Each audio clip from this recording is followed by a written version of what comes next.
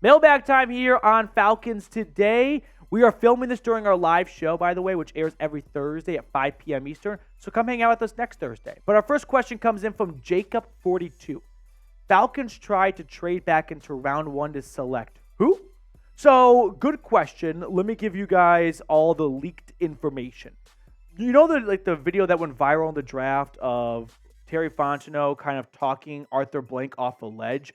That wasn't about the Michael Penix pick, which is actually very reassuring to hear that the GM and head coach didn't just go rogue behind the owner's back.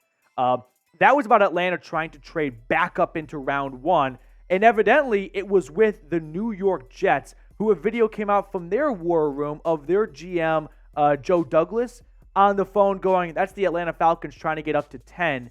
And ultimately, they were unsuccessful, clearly. But the guy they were targeting was UCLA edge rusher Laiatu Latu. So as much as I advocated and thought they'd go Dallas Turner at round one, I don't think the accurate comparison to make is Dallas Turner in his rookie year to like Michael Penix or anyone on that matter on the Falcons. I think you should be looking at Latu in year one, because if the Falcons didn't go Penix, it looks like Latu would have been the pick at number 8. So let me ask you this question. Would you have traded the second round pick, 43? In my guess, it would have cost, at least this, 43 and a 2025 first to go to pick number 10. My guess is this is probably what Atlanta offered, and the Jets turned him down, which means the Falcons may have had to pony up a little bit more. And who knows what potential punishment could be coming for them for the Kirk Cousins alleged tampering. So maybe it's worth, it's a kangaroo court. Who knows what kind of punishment could be coming for the Falcons, and they may not have had a first-round pick next year, so that's why they wanted to trade it this year. Super chat coming in from JN. Thanks for mentioning Kaden Elliss at edge. I made a long post about it on your last video. Remember, he was drafted at edge, so he'll be a natural. So what JN is referring to is the video I put out with the updated depth charts where I offered my own suggestion, which is start Arnold Ebiketie, Troy Anderson, Nate Landman, and Kaden Elliss as your starting linebackers to get the best 4 linebackers on the field, which I think would be the best roster personnel, the best starting 4 combination. Matty Ghost. I used to bet against Illinois on my parlay cards. Paddock is a Ritter type but short, gets passes batted down a lot, throws a stupid INT. He won't make the team. Yeah, we can actually throw the Falcons quarterback depth chart on screen here. I thought Atlanta actually, it doesn't really matter. I could be the UDFA quarterback. They've got their top 2 quarterbacks in Kirk Cousins and, of course, now Michael Penix. So lucky-ish for Taylor Heinicke. There's not more serious competition behind him. But Heinicke went from being the backup to fighting for a roster spot and will likely be on the practice squad if they don't give 3 quarterbacks a spot on the 53-man roster.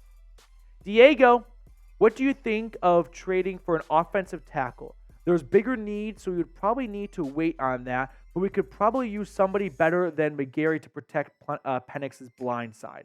Let's throw up Caleb McGarry's pass blocking and run blocking stats from last year, Cullen. I'm going to push back on the idea of Caleb McGarry not being good to block Michael Penix's blind side.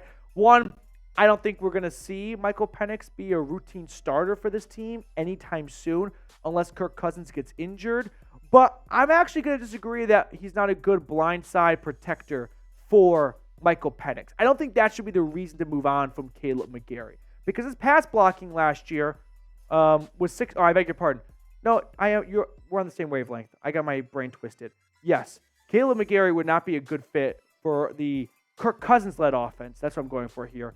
Because he's a run-blocking guy first. 76.5. PFF grade last year.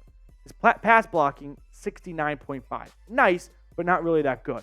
So if Atlanta is serious about being a pass-first offense compared to the run-first offense they were under Arthur Smith, then Caleb McGarry is not the ideal fit. Although I don't think they're going to make any changes or adjustments because it's a little late for that now and they are kind of stuck.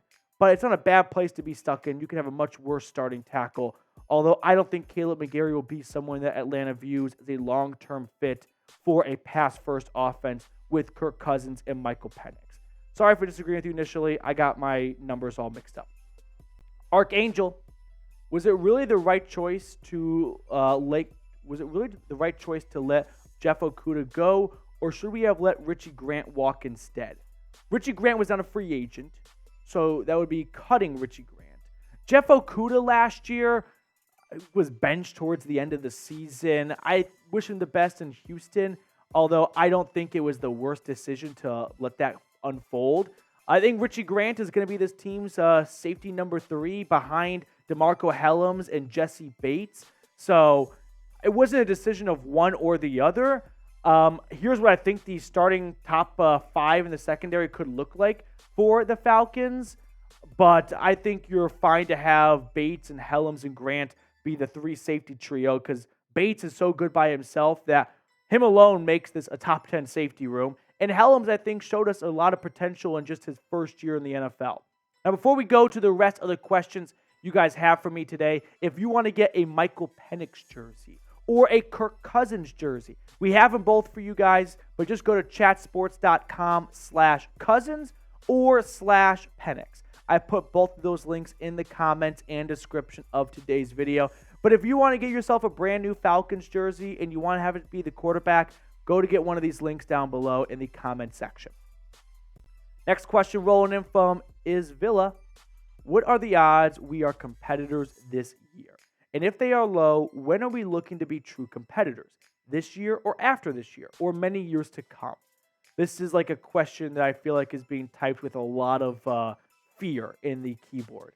I think Atlanta's going to be competitors this year. They were 7-10 last year, and they upgraded dramatically at the quarterback position from Desmond Ridder and Taylor Heineke to Kirk Cousins. That alone, I think, is like a war of like 2 wins, where you can go from 7-10 to 9-8, and 9-8 is a playoff team in a 7-team playoff. So I think Atlanta will be competitors this year to make the playoffs. The bigger question, and not to get ahead of my skis here, would be, are they playoff contenders? Like, are we talking about just showing up to the dance or going deep into the dance? And if they are to win the NFC South and host a playoff game, we saw how well that worked out for the Bucs last year. That got them a win over the Eagles.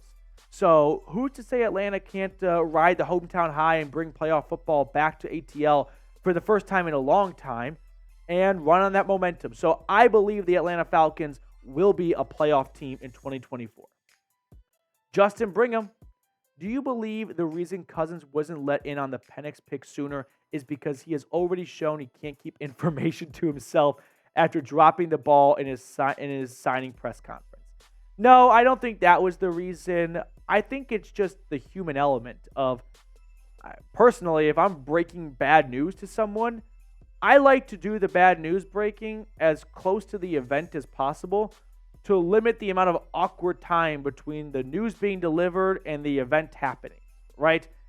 If I tell someone I can't go to their birthday and I tell them a month in advance, I've got a month of awkwardness. If I tell them a day before, I just cut that awkwardness down in half, by much more than half. So I think this is just them not wanting to have an awkward conversation. Plus, it's not really Kirk Cousins' business. He's a player. They're GMs. He's there to play football. They're there to pick players. Sure, there's a human element that goes on between. And to be honest with you, I think that draft pick fractured Terry Fontenot, Raheem Morris, and his agent McCartney's relationship. Or maybe down the line, you don't see McCartney do a lot of homework to help his clientele get jobs with the Falcons and prioritize other teams instead. And that's a very real thing in the NFL, where GMs and agents have broken relationships because of stuff like this, and that could screw a team or a player over. But I don't think this was because of the press conference slip-up. Clout on us, or clout on twos. Is there any chance of us getting Justin Simmons? I don't think it's a 0% chance.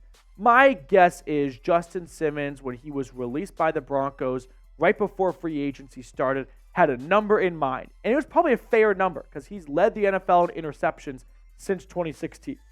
Let's say that number is $15 million, just picking a round number.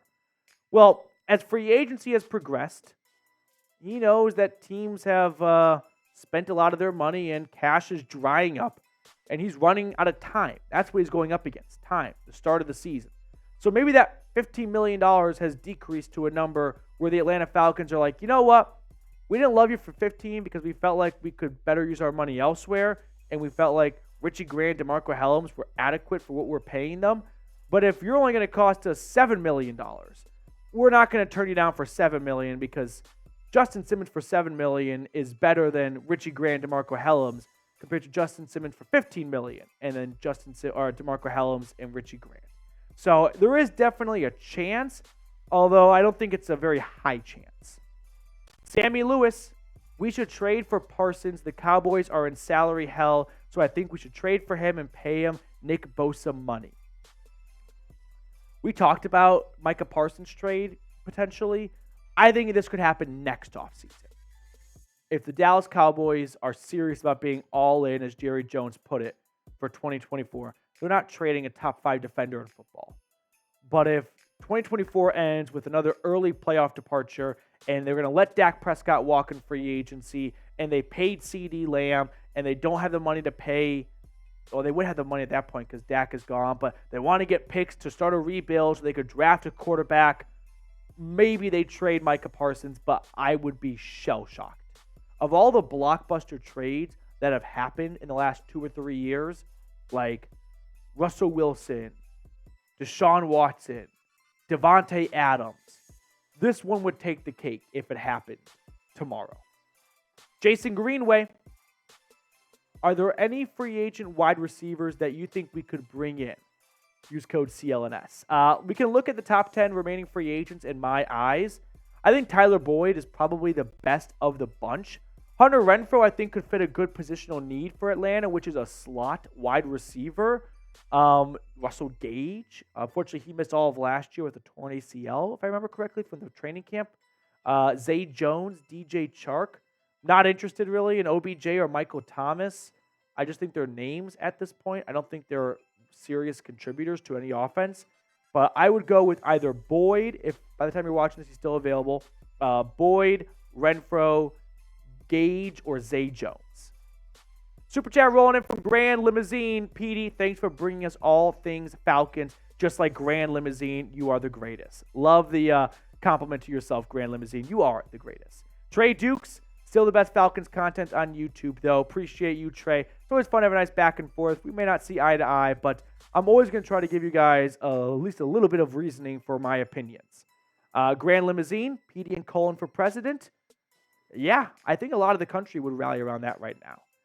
But that will do it for us on today's show. Thank you guys so much for tuning in. Really appreciate everyone who watches all the way to the end of the videos. If you're not subscribed yet, go ahead and sub today.